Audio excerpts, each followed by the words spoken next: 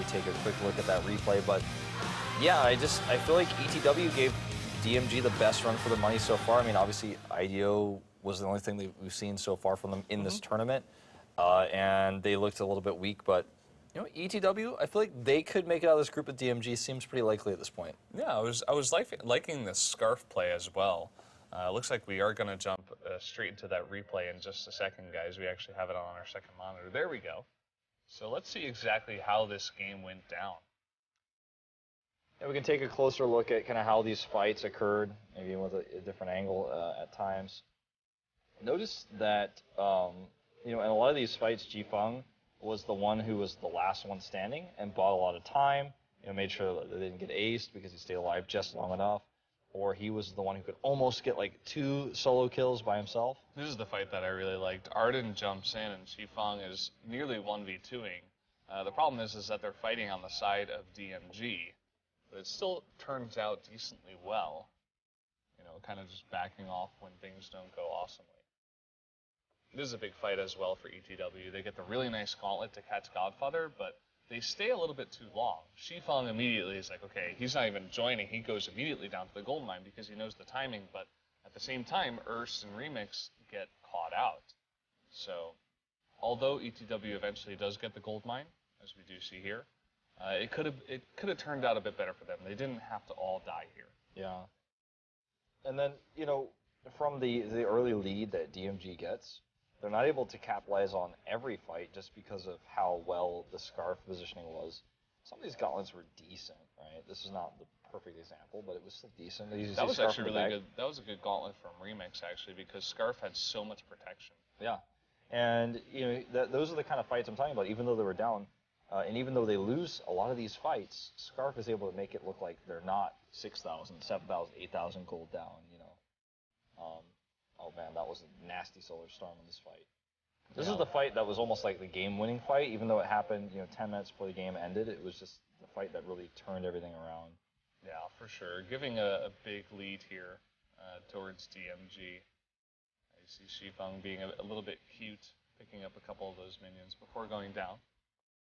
Yeah. Nasty ace there, though.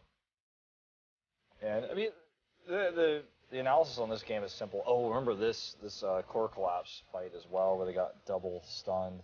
That was a huge moment. Things just started to snowball a little bit out of control, but every time you thought, okay, well, things are snowballing, things are going to get terrible for ETW, they were able to take some good fights. This was not one of them. Well, actually, this is a decent fight because Celeste did go down pretty soon, and we saw Scarf actually surviving for a very long time, and then Shifeng actually gets the better of this trade, but a really nice maneuver from MX actually to jump over the wall. Yeah, I didn't realize this was the crazy run around the rosy fight. I thought it was a different fight, so yeah, this fight is actually pretty good overall for ETW. If they had gotten the ace off of it, maybe they could have pushed a turret. I want to point out that I don't think DMG has lost any turrets yet in this tournament. Yeah, actually, I think you might be right. It is a really nice fight for ETW. They really line up that Aegis, and the Arden on the other side wasn't really able to line it up until now. Again, it's like you're fighting with one hand tied behind your back and you're making it look even, basically, is how I feel about some of these late game fights we're seeing from ETW. Really impressing me there. Dead doll.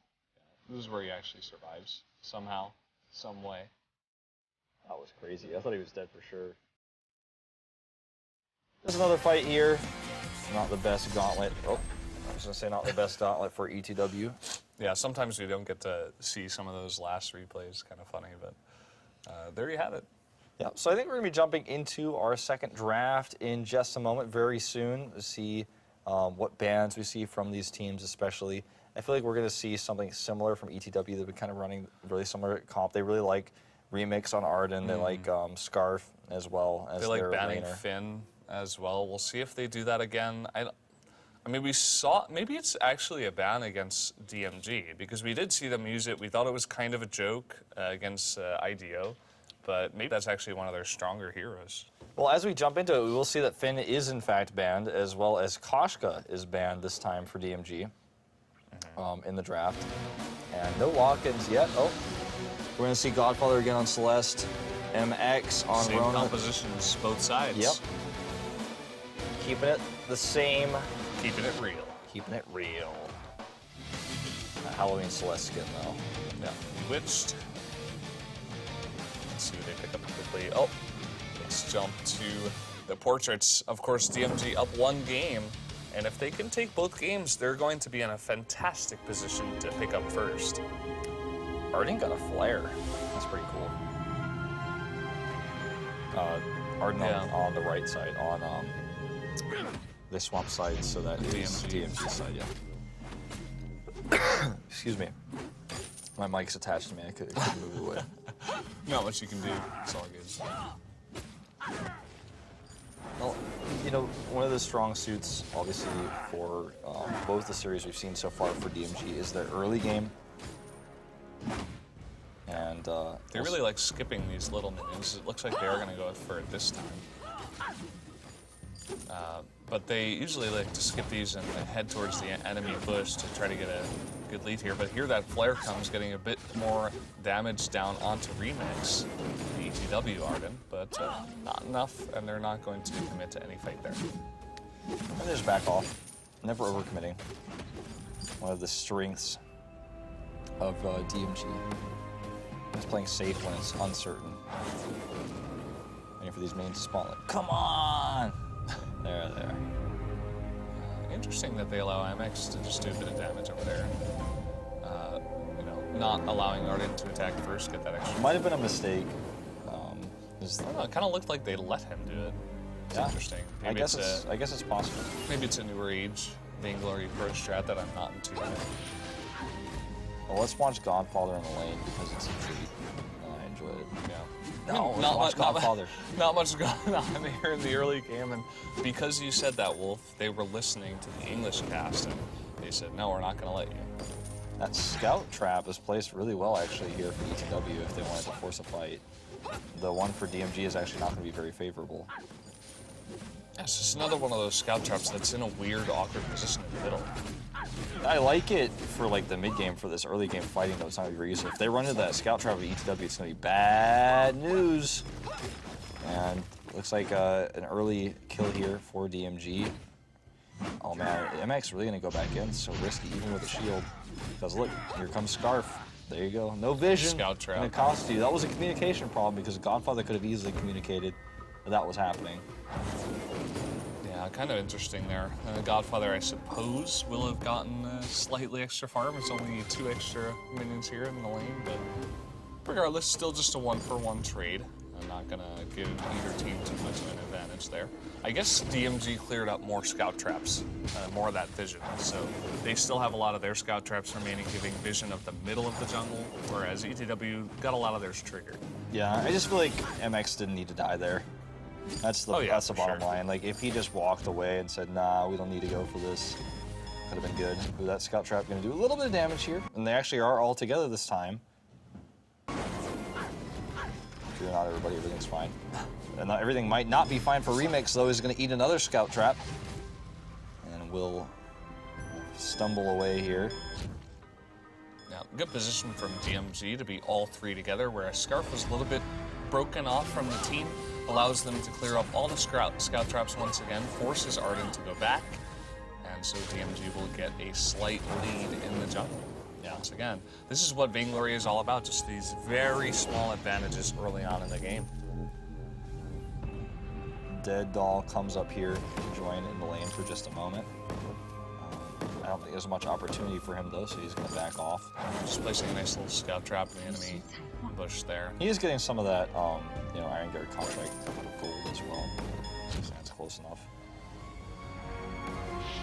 Godfather wants to poke here a little bit. It is taking some of his EXP away, so he has to keep going. But it is going to make him stronger for going back to the jungle when he's ready. Looks like Deadlal was almost waiting for Scarf to try to trigger that scout trap. Maybe land the core collapse and you got Arden there for that extra speed boost onto Celeste. Maybe you get a kill, but looks like they're actually going to try to use this moment to invade through the lane. But it looks like ETW is in tune with that. They do know what's going on. Yeah. Decent. Oh, hold that thought. Remix is going to have to back off here. Ooh, that core collapse catching multiple members, going to get them a kill. And Ernst is taking a ton of damage here. We'll have to back away. This is going to be a pretty big win for DMG right now. Catching a couple of kills there. And once again, just going to invade. Looks like they could catch Rona here. No, there's a scout trap to do a bit of damage. And we do have Arden coming back from the shop and is going to join up. And look at this, Dead Doll a bit out there, taking a lot of damage now. Yeah, I don't think he's going to be able to escape. Oh, that was a weird camera angle. But here comes Celeste. And I think she just needs to leave. I mean, Jifeng is pretty low, but Celeste cannot be fighting like this and is actually going to go down. It looks like barely escapes there. Yeah, we had some weird camera angles again, but everything worked out in the end. It's kind of a risky play from DMG. I don't think they needed to go that far. And again, yeah, she Celeste, stayed too greedy. And now the gold mine is vulnerable. They could possibly go for this, try to get a bit of control. Yeah, especially because Jifeng can actually zone out MX here. So I think they can actually get that gold mine. I think they are getting it. There they go. So ETW takes a lead, pretty significant one. You know, especially with that gold mine. Yeah, Jifeng getting way too far ahead. Going to be core collapsed and taken out. I suppose delaying a bit, allowing Scarf to get a bit of extra farm in the lane, but that's about it. I'm gonna go ahead and take their minion mine. Gonna get that gold. And Godfather is getting all that farm in the lane. After all, not missing much. Godfather, once again, the trademark of Godfather is that he is at least up 25 minion score on his opposing lane partner. Yeah, he's kind of insanely good at that. It's pretty out of control. Well, again, just the control that we're seeing from him is really good. Some of the decision making we've seen from DMG in this game has looked a bit greedy, you know, a bit overzealous at times. But, you know, they've actually pretty much evened up the game. It's dead even in gold now, 3-3. And getting that gold mine is going to be the next priority. Easier said than done, though. Yeah, they've got decent vision around that area. But for now, just going to back off. Actually, as I say that and I look more at this gold mine area, they really only have that one scout trap that did just get cleared up in the tri-brush, and that's about it. MX is going 1v2. Once again here, Arden's going to join up, but Scarf is here. Yeah, they're going to have to back off. Ooh, pop Scarf's ult, though, and I don't think Dead Doll will go down. He's got to shield up in just a second. Be able to escape. Yeah, look at Godfather all the while just putting a ton of damage down onto that turret and getting more and more farm. Ooh, this is a scary moment, though. I'm not sure if they can actually fight this. Oh, man. MX is doing a great job of zoning there. He'll probably have to back now, but that was exactly what they needed to do to disengage there. And, you know, Godfather, again, just continue to push, get a ton of farm, put that turret down. Look at his farm now. He's at 84 yeah, 84 to 47. He's nearly doubling the CS at this point. It's actually insane. That's pretty unbelievable. Looks like the Arden actually just picked up double minion candies, so gonna be looking to continue to take control of that gold mine. That is the one thing that ETW does have in their favor. Yeah. There's a ton of scout traps covering it as well. That'll make it very difficult to actually engage on that. There's 4 scout traps in that location. Yeah, nearly impossible with all that vision, all that map control. Minion candy now on the gold mine. I think DMG may just want to push the lane instead. Try to get a turret or maybe a kill or two. You do have a potential gauntlet opportunity there, but not going to commit. Yeah. Remix is coming around. Going to actually place more scout traps. As if they needed more. An insanely difficult location to engage for DMG. Gold payouts at about 2/3 now. DMX, MX in a very scary position here. We could call him DMX, that's fine. Nice little gauntlet there, but not going to gain too much control. They're actually going to jump onto Godfather now. Ooh, this is a ton of damage being done for Scarf. A decent gauntlet here. Can they capitalize? Dead Doll barely alive here. Can he get the finishing kill on Jifeng? Oh, man. No, it's not going to happen.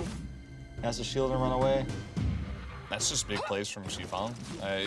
Totally outplaying Godfather out there, actually dodging the heliogenesis and jumping onto him, gathering that kill, and making it a 2-for-2 trade that should secure them the gold mine. Exactly. That's why, you know, when you look at that just at face value, like, well, 2-for-2, it's pretty even, but not really, considering that it makes it impossible to take that gold mine, especially with all the scout traps they committed to. Yeah, it's the gold mine, it's the extra farm in the lane, the extra pressure that they do get, and the fact that Shifang survives, as, you know, in turn, for DMG, we do have Arden surviving. So Rona compared to Arden, Rona can get a lot more farm and be a much bigger force in this game compared to MX, the opposite side Rona. Yeah. Okay, this is not a good place for, okay, here comes Scarf. Now I was gonna say, without Scarf, this is not a good place to be. He's a good engagement, and Scarf's to the back, and he's, you know, 10 seconds away of actually having his ult. And if this fight goes on for that much longer, this is definitely gonna be an excellent fight for ETW. And look at this, already getting 1 kill, nearly 2. Scarf's ult is up.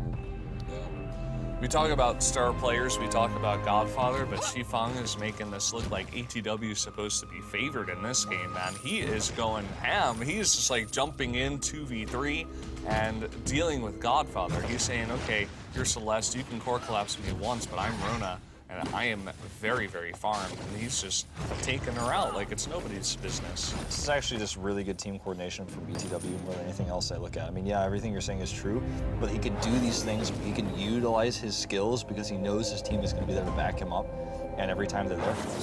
And I think this is just such a good example of, you look at a team like DMG, they seem invincible. They even seem like invincible in game 1. And all it takes is just a really well-coordinated, safe play from ETW, taking small advantages. Like, almost no other team would commit this much to scout traps at the gold mine, but they're like, you know what, we could actually have more items, but we're gonna commit to these scout traps instead, just to make sure that we can have this gold mine. They're just playing it as safe as can be. Like, wow, we might actually beat DMG. Let's do everything right, and maybe we can do that. Yeah, it's definitely possible. We talk about this a lot. Is it possible? Is it not? But, you know, even though DMG is behind, it is only 1.5k gold, so definitely don't count them out, especially as Godfather gets more farmed, as well as Dead Doll, you know, gets more of these support items to keep Godfather alive. But hold that thought, big gauntlet coming down. Big gauntlet does come down. Weird camera angle here, we're waiting on Scarf to use his ult. That's a good gauntlet to follow it up. The ult was pretty late though. And oh man, down goes Dead Doll. But that ult could have been so much better, I feel like, if it was just a little bit faster and a little bit more time with that gauntlet. It was still a kill for none. Yeah, it could have definitely turned out much worse, especially, or I guess I should say much better for ETW, because Godfather got totally caught out there. Nice reflex block usage to get through the wall of the gauntlet and survive for a very long time. Also nice follow-up from Dead Doll. Even though he did go down, he kept everybody on his team alive, which essentially is his job at the end of the day. So it could have been better for ETW, but DMG staying in this. Yeah. I also want to point out that even though it was only 1 kill, because the hit points were so diminished for the rest of DMG, they had to go back, which is essentially a kill when you're going to steal all your opponent's farm. You still have control of the gold mine. Shifang again leading the charge here, always at the front, always ready to do that damage with how farmed he is. And let's see what DMG's next move is going to be, because gold mine again is at 2/3. And it's actually, I think, going to get killed by the Kraken, so, you know, that timing is going to line up either way. They need to do something about it, though. As we do have some downtime here as the teams are kind of posturing, I want to point out the build from Godfather, actually. I believe in the first game that he went for Frostburn into Eve of Harvest, with maybe a Broken Myth picked up there somewhere along the way, but this time he goes Shattered Glass first into Broken Myth. So this is about as offensive as you can get. Of course, he's got a Void Battery in there as well as a Reflex Block just for some survivability. But hold that thought, we do have a fight coming down here. Scarf's ult wants to get in there and do more damage. Already Arden goes down though, and look at that. That was a great gauntlet. Even though, you know, he was able to Reflex Block through it. Godfather, no fear of that Solar Storm. But 2 kills for free. This will secure them the gold mine. And they're going to get a tiny gold payout, it looks like, before the Kraken spawns. But this actually gives them enough time to even recall home. I just find, to go back to my point, that Shatterglass pickup kind of questionable because he had much more utility as a Celeste. He could slow down that Rona, kind of disable that Rona from getting in your face as easily. Whereas this time around, it's kind of like Shifeng has reign of the. Yeah. He has reign of the entire map. You know, he could do whatever he wants, and also Scarf is in the back. He's never slowed. And that extra bit of damage from the Shatterglass isn't really showing up too much. We're seeing a lot of big solar storms, but there's no follow-up because everybody on his team is dying. Well, Kraken takes the gold payout, and ETW gets 2,000 gold ahead. And, DMG's, again, not out of this. Still early days, and obviously you can still build the slow on Celeste, obviously not doing it first. Yeah, I wonder what his next pickup is going to be. Is he going to complete that Eva Harvest or go for that slow? I don't think ETW is going to try to get Kraken. I think they're just going to try to defend it, but never actually try to offensively take it themselves based on their playstyle in this game. Shifeng jumps in again here, but this time his teammates are not that quickly able to back him up. Scarf's ult is available, and he's going to cast it. And so much damage, and that gauntlet's gonna lock everybody in, and that is a slaughterhouse in there. And MX trying to escape here, does walk through that stun. He's gonna have to get back. He wants to get a kill first. And oh, look at that, Remix gonna survive here. And will MX go down? The answer is yes. That will be an ace. Oh boy. I don't think they're gonna crack it on it. I think they're just gonna push. They don't need to. They can take out this turret and then go back for Kraken if they wanted to. Looks like they are going to play it a bit safer, just in case, because it did take them a while to take out MX on that Rona and complete the ace. So Shifeng not totally buffed up here, but yeah, just going to play it safe and back off. Take all the farm. I wasn't sure actually which gauntlet that was. It sometimes does get confusing. Sure. But was that actually Remix that like trapped everybody in there for the Scarf ultimate? Because that was beautiful. That was him. If that was Dead Doll doing that, would have been a bit awkward because everybody was in there already and he's not protecting anyone. Yeah, it was with Remix. Stun. So there you go. Nicely done. Sometimes that roam position doesn't get as much attention, I suppose, as some of the other roles, but very nicely done by Remix. Well, big pickup here for both Ronas, but even a minion candy actually being taken here for Arden again. Yeah, it's funny, we don't see this used actually very often. They're really controlling, the pit so heavily. This is actually a great Scarf ult again, and look at that. Once more, the gauntlet perfectly placed.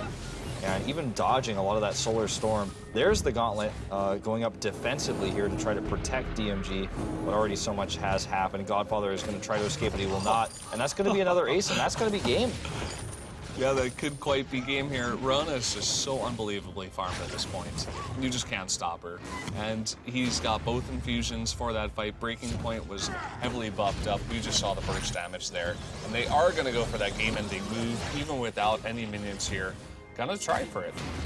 Yeah, I think actually they can just get it if they just simply target the Vein Crystal. So much damage, the minions are all here. And they're gonna go for it, and down it's gonna fall. Look at how quickly that's gonna fall. And DMG looking invincible, but not so much here in game 2. And both ETW and DMG will take 1 point going into Group A. Yeah, and as I said before, that is a gigantic win for ETW, because if Guest goes up against DMG and gets 2-0'd, then that's an easy second place for, well, actually, I guess they would be tied with... Technically, yeah. Yeah. We'll have to look into that like a little bit deeper, obviously, as things go on. Yeah. But that was a really cool series, and ETW showing us that they can tangle with the best. And, Godfather showing us again that he's great. He is, considered to be the best player in China, but not invincible. So yeah, that was possibly the best series of the night. But we got 2 series left for you guys for Group A before we go into tomorrow's matches. But it's all going to happen after a short commercial.